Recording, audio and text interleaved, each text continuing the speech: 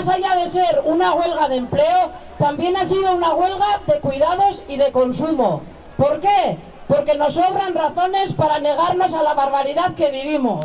Gure lanak prekarioagoak dira, pentsioak zer esanik ez. Ez dago emakumerik, inoiz erasorik jasan ez duenik. Arrazakeriak akatzen gaituelako. Emakume askok uzten ditugu gure herrialdeak, mugetan indarkeria eta kriminalizazioa jasanez. Espazio publikoa hartzeko eskubidea mugatzen zaigu gure janzkeragatik. Zaintza lanak emakume migratzaileei delegatzen zaizkigu baldintza erabat prekarioetan. Mamu sexista auzoan berriro ere ez da faltako